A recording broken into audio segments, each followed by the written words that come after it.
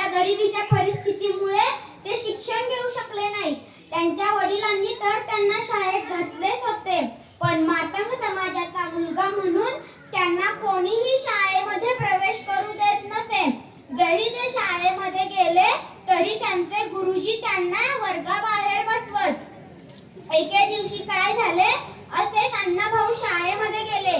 शिक्षकांनी त्यांना वर्गात घेतले व विचारले, या काल शिकवलेल्या धड्यातील या प्रश्नाचे उत्तर सांग।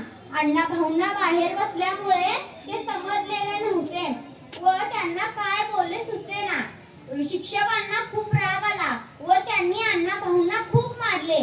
त्यांनी त्यांना इतके मारले की त्यांचा अंगठा तुटून त्यातून रक्त येऊ लागले। अण्णाभाऊंना या गोष्टीचा खूप राग आला, ते तेथून निघून गेले। त्या दिवशी त्यांनी नियमित शाळा केली व ते घरी निघून गेले व मनात ठरवले की पुन्हा या शाळेचे तोंडही पाहायचे नाही। पण तरीही त्यांनी त्यांच्या लेखणीच्या बळावर साहित्य क्षेत्रात खूप मोठी झेप घेतली। दुर्दैवाने 18 जुलै 1959 रोजी या थोर समाजसुधारकाने या जगाचा कायमचा निरोप घेतला। एवढे बोलून मी माझे भाषण संपवते। जय हिंद, जय भारत।